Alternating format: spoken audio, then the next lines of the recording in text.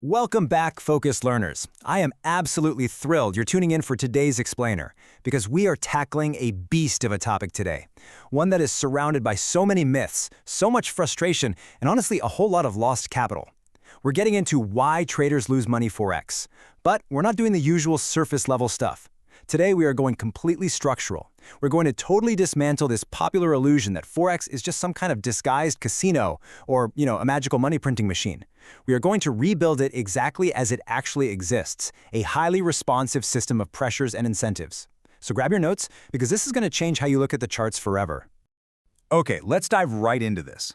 Forex is a decision system under pressure. I want you to really hear that.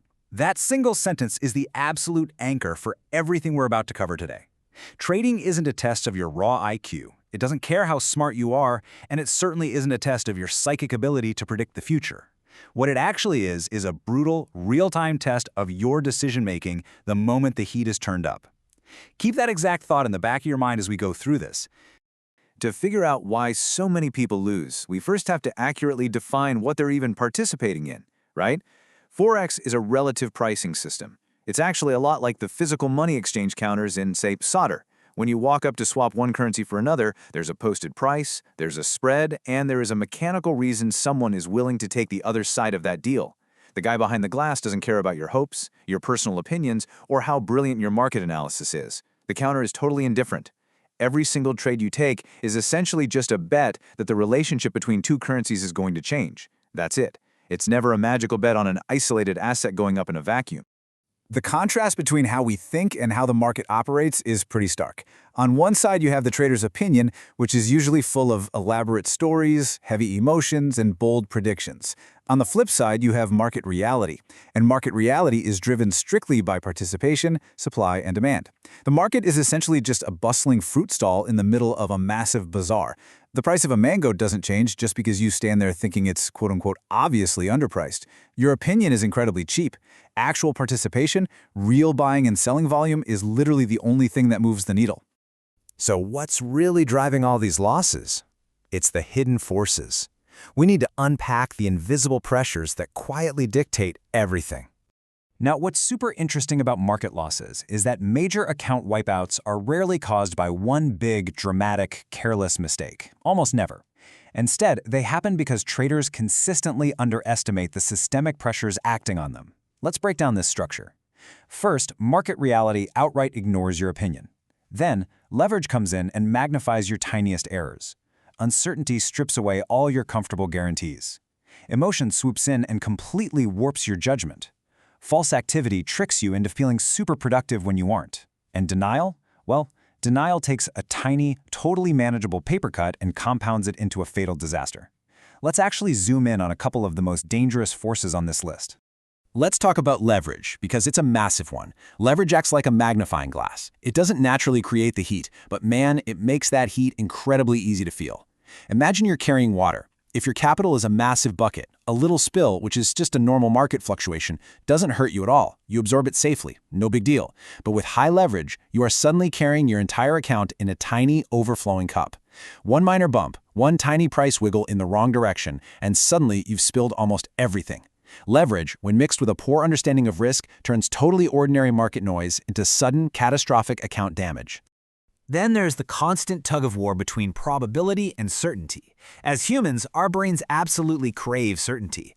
We want the chart to be this fixed, predictable script that guarantees an outcome. But Forex is a wild, living system with incomplete information.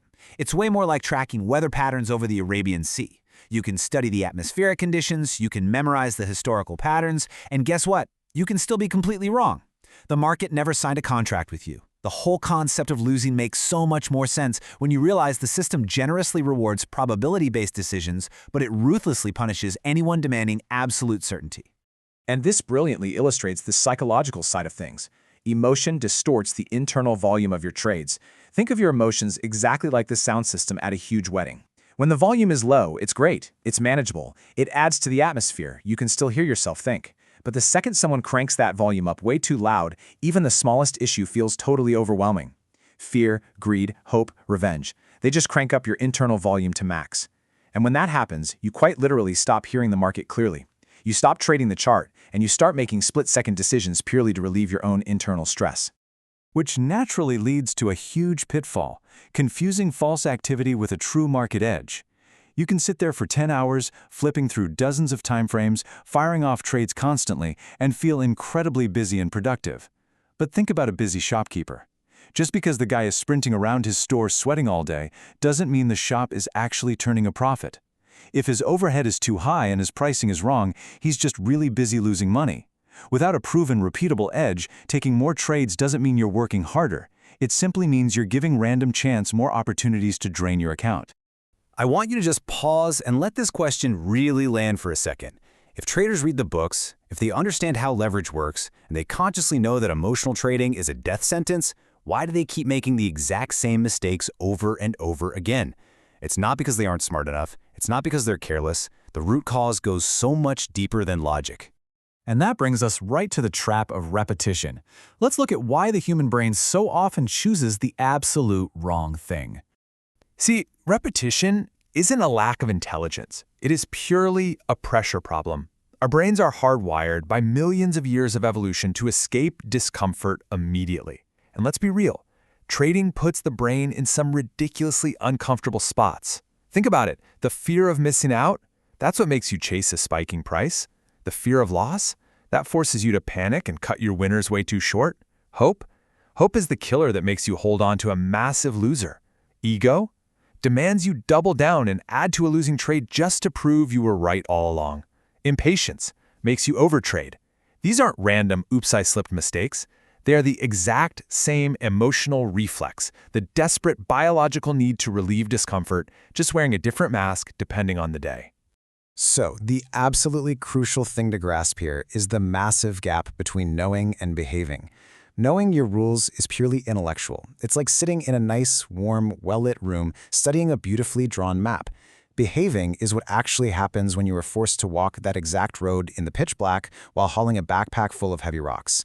The moment identity pressure hits, the moment your ego feels threatened, the trade stops being about numbers on a screen. It morphs into this deeply personal story about proving your own worth.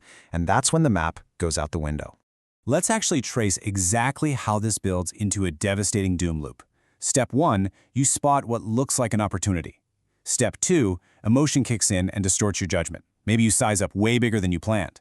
Step 3, that weak, highly leveraged decision gets locked in.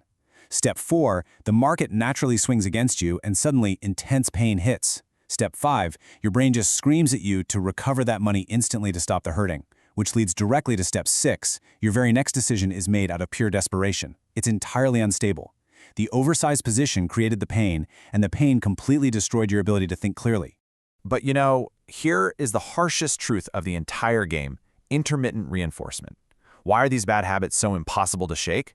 Because sometimes, against all logic, the market actually rewards your terrible behavior. If you jump into a trade without any plan and you just happen to catch a lucky win, or if you hold a massive, agonizing, losing trade and it miraculously bounces back to break even, you escaped without a consequence.